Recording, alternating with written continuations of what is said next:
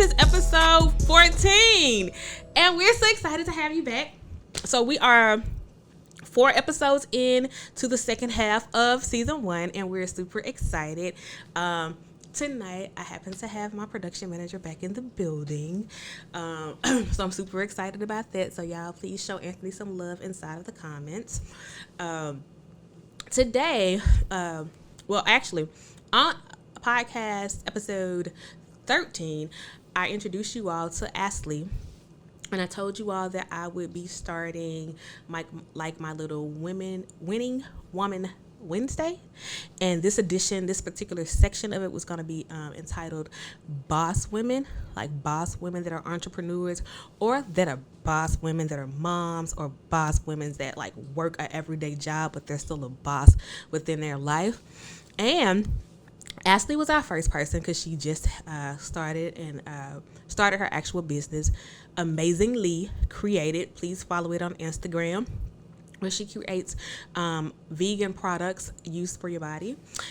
And it could be, she creates sea moss, she creates hand lotion, she creates face masks, she creates syrup that you can take as medicine. She does it all. And all of it is 100% vegan and made from like fresh produce. Tonight, we're going to talk to someone that I considered a friend for a long time. I met her when I started working my little part-time job. You know how you are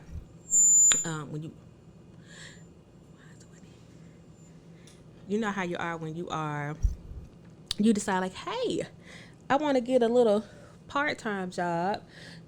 I wanted to just make some extra money. That was my goal, was to make some extra money.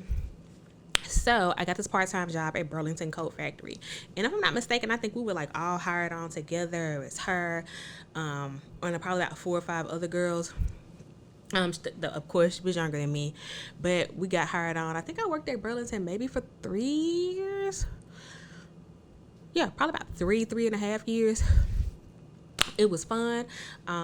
I love that extra discount. That is how I got so many clothes and shoes, because we got that discount. I caught everything when it went on sale, so it was super amazing. But she, in her story, when she wrote in about being on the show, she said that she initially started her business to purchase a car. So she loves to bake. So she initially started her business as a means to an end. She wanted to purchase her own vehicle, and it's been 3 years since she started her business, and she considers herself the ultimate girl boss. Her business is called Ariel Sweet Treats, and I'm going to call her in. She is from Memphis, Tennessee. I think when she was working with me, she was like her family had moved to Nesbith, but we're going to find out now. What we're going to talk about tonight is just, again, talking about like how can we help each other, what made her start her business, why she did it, what empowered her to keep it going, just some different things like that. And I think it's going to be super interesting. So we're calling her right now.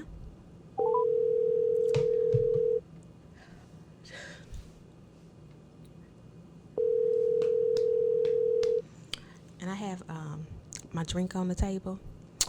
It's peach slush. Hello. And crown peach. Hello, Ariel. How are you? I'm good, girl. How are you? I'm good. Vergers, please welcome Ariel to the show. Hi. All right, Ariel, how are you doing? I'm good. I just got home. Just got home? Not too long ago. Oh, okay, Yeah. all right. Good. So, I was just telling them, I told them about like how we met working at Burlington, and I told them all about your business. And I told them that in your write-in about being on the show, you explained to me that you actually started this business to purchase your car. So could you go ahead and tell us just a little bit about yourself, like your personal background, and then what got you to start your business? Okay. Of course, my name is Ariel. I'm 24. My birthday is August 26th. I'm a Virgo. Shout out to all them Virgos out there. Go Virgo. You a Virgo too? No, Capricorn. Oh, okay. What else? My favorite color is pink. Of course, my logo is pink. The reason I started Sweet Treats was because I needed a car so bad. And of course, working at Burlington was not getting it. So I was like, I need a side hustle. So my grandma taught my mom the banana pudding recipe. So she just passed it on to me, and my cousins asked me, and they was like, "Can you make a banana pudding for me for Christmas?" And I was like, "Yeah." So I made it myself without anybody's help, because I did not know how to make it that good. I knew what to get. So I made it, and everybody loved it. So I put my kind of touch to it. So it just started going from there, and I decided, I was like, okay, I can start selling them. Because at first I was just doing straight banana pudding. I wasn't doing no cheesecakes, no nothing. I just started it my own. And I just basically started selling them, and it just went crazy after that. And I just decided, because at first it was called Ariel Pudding, and I did not like that name. So my friend Cornisha decided to help me find a new name. So she asked me, did I want to put my name in it? And I was like, yeah. So he was like, okay, Ariel Sweet Treat. What was the So name it at just first? went, it was Ariel Pudding. And I did not like it. Okay. Like, I did not like that name at all. Because it was just so, I just thought it was so ratchet.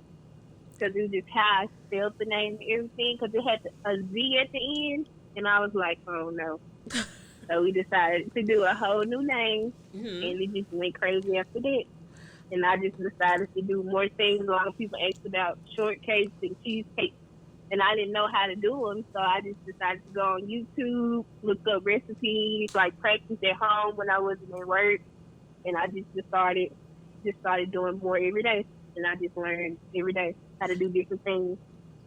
So initially, I remember when you started that, because I remember because we're friends on Facebook. I remember you posting like the pans, the different size pans of the banana puddings, and then I saw you go from like the pans of banana puddings to doing the things in the mason jars. So can you tell us like what all your business entails now, like what it has morphed into right now? Well, now it's just straight mason jars. I do pans. I do banana pudding mason jars. I do strawberry crunch cake jars, strawberry shortcake. I do strawberry cheesecake, caramel cheesecake, Oreo cheesecake. I do cupcakes now. I do the strawberry crunch slice cake slices. I do banana pudding pie. It's like basically my banana pudding recipe, but it's like caramel with like a graham cracker crust. It's really good. It tastes really good. And I do banana pudding with caramel. I do like a whole bunch of other stuff now.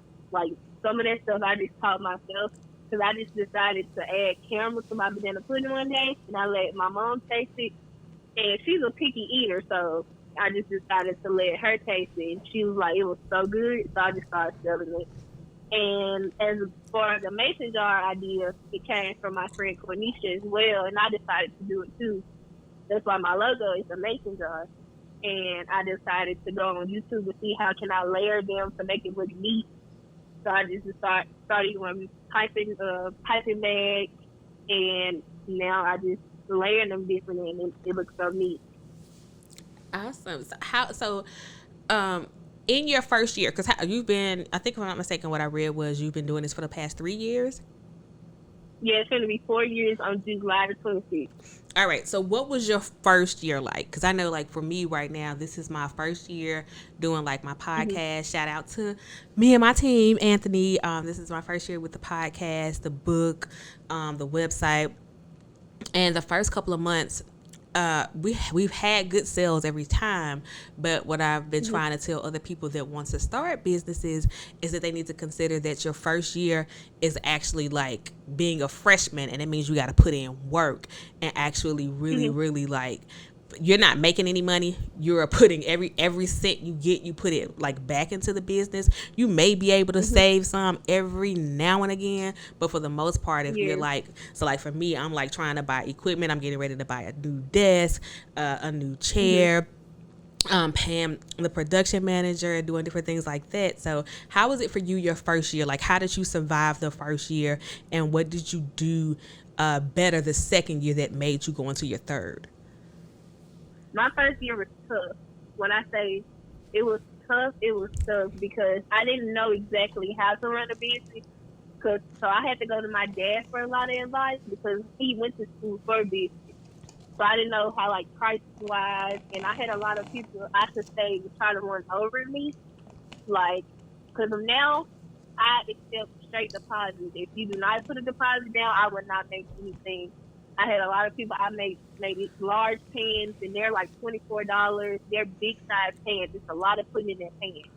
And I had people that get maybe 3 of those, and they don't get them.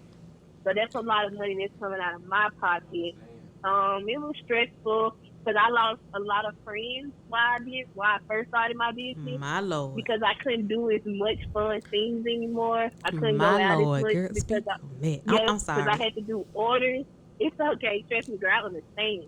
I lost a lot of friends. And when I say I had friends make jokes about it, and they was like, oh, you got to make them puddings again, or, oh, you doing puddings again. But what I did, I didn't let that get in my head. I just made sure I kept going because I knew that's what my purpose was.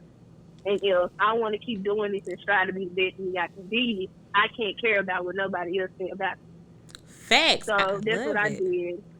I just basically just cut all ties off of people that wasn't supportive, people that was negative.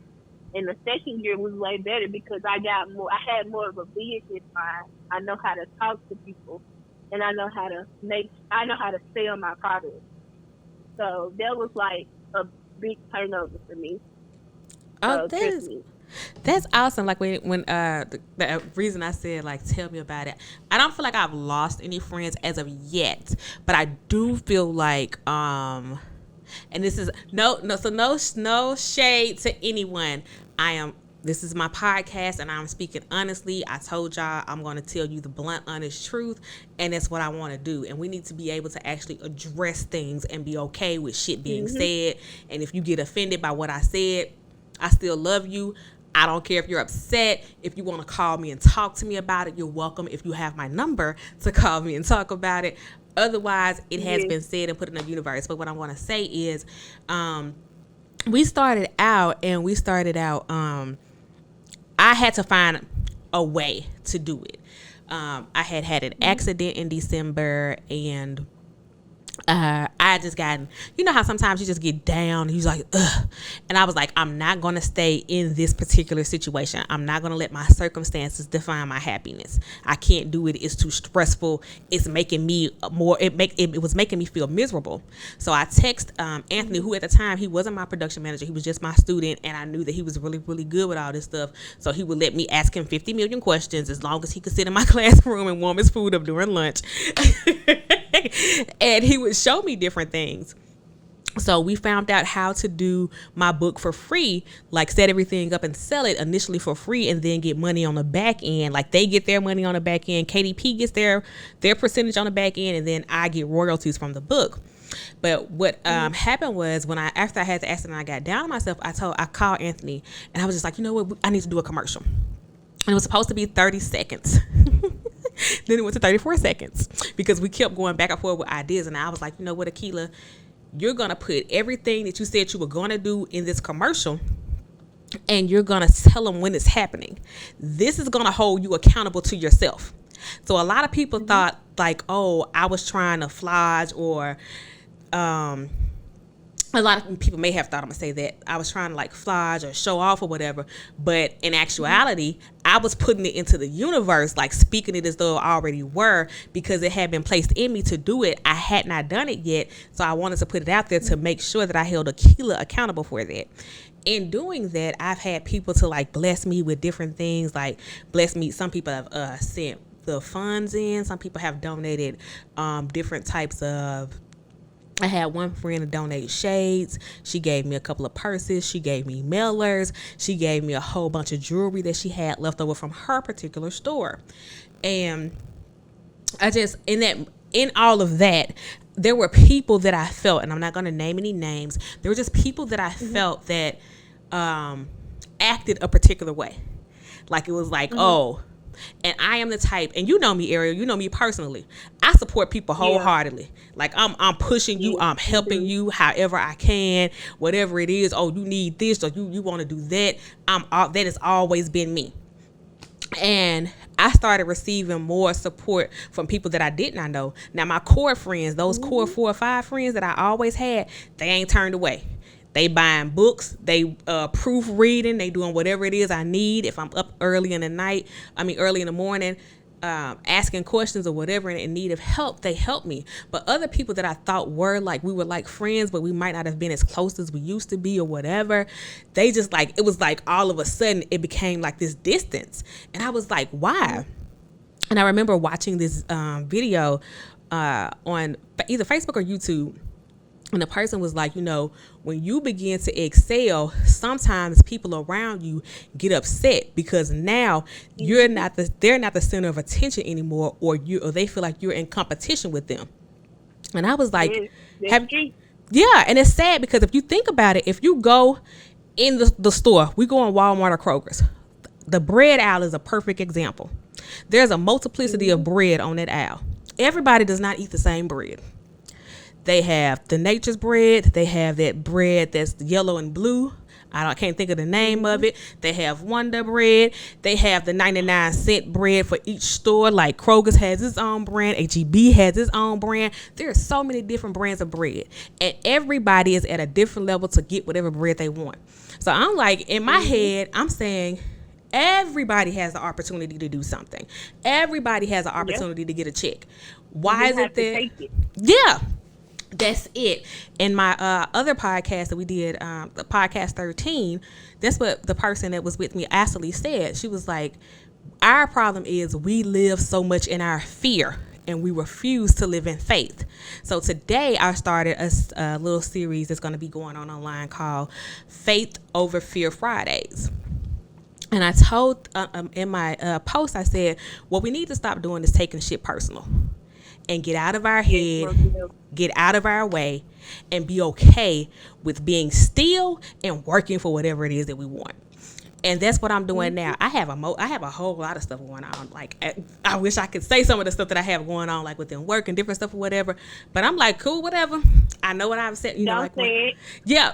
Don't say it. And that's so like that's a whole nother story. Like even like talking about like my businesses. For years, I have told friends and family members, but specifically friends, hey, I want to do this. I want to have da-da-da, and I'm going to do da-da-da, and woo-woo-woo. And I've seen several of those friends do those things, right? Those exact things. Yeah. I never said a word because I was like, you know what? We all have ideas, right? I never said a word. And I realized that those things were preparing me for when I got into other situations that I wouldn't be like, something X, Y, and Z doing what I'm doing. No, they doing it. Let's see how they doing it. And let me see if I can utilize some of the tools they're using or learn from it, or they can learn from me or whatever. But other people don't. A lot of people, for some reason, don't feel that way. Like I was excited when I saw you doing your business because I was like, wow, she's a young lady and she's an entrepreneur. I remember telling you that, like writing to you, like saying congratulations on your business, because if I'm not mistaken, what you had just turned 21 or something like that. And I had just turned 21 and I needed a car. And you know how my parents were personally. Like they always told me, you have to work for certain things. Yeah. If you don't work for it, you're not going to get it. Yeah. So I was always taught to work for things, and that's exactly what I did. So what has you're in year 3 going into year 4. What has been the most significant, what was the most impactful thing that you did in year 2 to set you up for success in year 3? Can you repeat that for me? You kind of was breaking up. Oh, I'm sorry. What was the most impactful thing that you did in year 2 to set you up for success in year 3? I think I did a baby shower, and she wanted a dozen of jars. That was so big for me because I did not know I was just that big. When I did that baby shower, there were so many people. They told me, like, your jars are so good. They're amazing. Like, that shocked me. So I was just, like, so amazing. I did not know, because I don't even eat half of the stuff I make. So I don't see how people love it, because I think I'm so burnt out on it. And they just like, oh, my God. So they called me the crack lady. The crack They like, lady. your stuff is cracked. Yeah, they like, your stuff is cracked. Like, my brother, he would come get a banana pudding like almost every other day. And he would eat it by himself. And that's so crazy to me because I don't even eat it. But other than that, the major thing was to see my parents proud of me. Because they were so proud of me because they didn't know that it would get this big. Mm-hmm. But then it got to the point, it just so big. And the reason why I feel like it was just so big, and it was an open, I didn't know that it was so big when I was getting my business card. And I was like, wow, I really have a business. Like, it shocked me. I was like, I really am doing this by myself with nobody help but just support from people that, love me and care about me. Yeah. But that was like the most major things in year 2. All right, so in year 2, getting an actual baby shower that was like this big order, and also seeing the proudness of your parents, like them recognizing the greatness.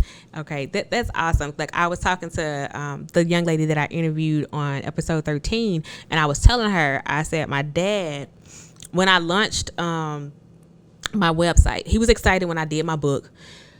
He was like, with that commercial.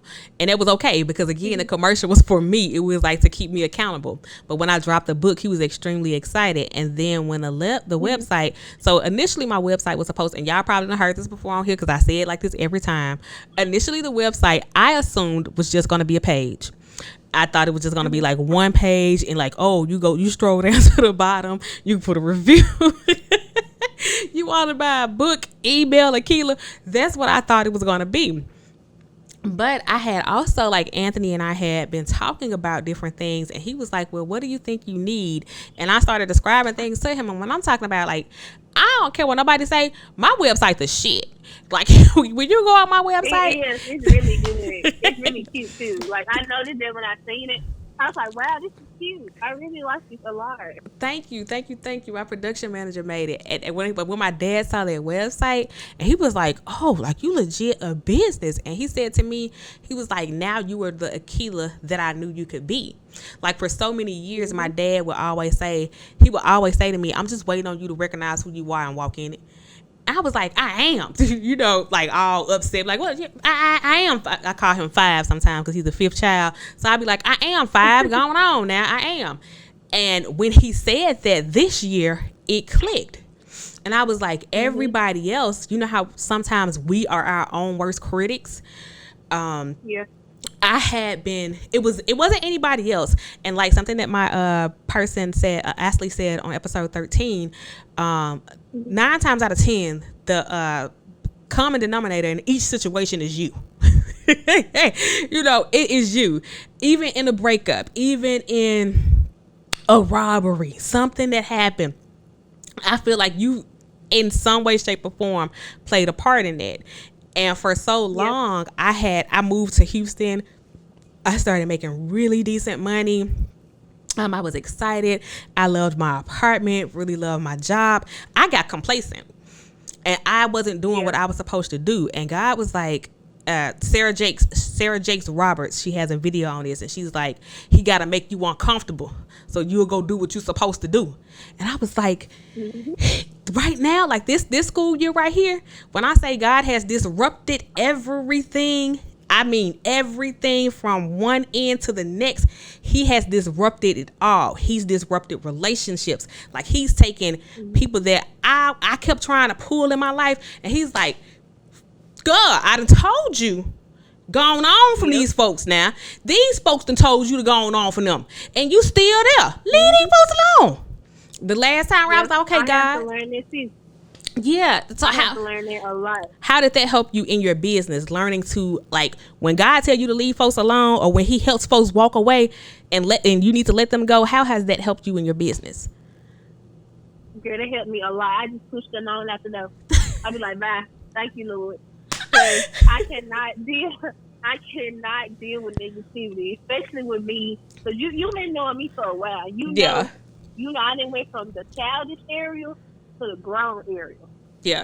I done went to a whole new level to the point. If I feel like your energy is so negative, I'm just gonna block you. Like, you may just be looking clueless the next day and like, what did I do? I'm like, you are not worth being in my life. You are not worth being in my energy because you're making me not think about my success. Yep. Like, so I need for you to get away from me. That didn't help me a lot because not say losing friends. When you will know, two main things you will lose friends either when you get pregnant or you have a business. Them are the two main things when you lose friends. You'll lose the most friends around them times. Lord. Because you will not, nobody will support you. Like they say, they're like, oh, girl, I'm gonna buy everything. You know, I done had so many friends tell me, girl, I'm gonna buy everything from you. I done had friends tell me my jars are too high. I done had a lot. Like, and that right there just irks my nerve. Like, don't get nobody. Like, I was. So when the young lady, shout out to CB Sold It. Y'all know I'm always shouting Charity Bennett out, the realtor, one of the best realtors in Houston, and the Republic's published author. She does so many things, but she donated. She was like, I want to give you a tangible gift. She was on episode 3 and 4 of the podcast, and after we finished recording, she was like, I want to give you a tangible gift. I want to give you something. So she gave me like 5 or 6 boxes of shades that maybe had like between 8 to 10 pair in there. She gave me a whole bunch of jewelry. She gave me mailer. She gave me a couple other things too. And when she did it, what happened was she was like, I'm gonna give you X, Y, and Z to do. To sell. And I was like, okay, great.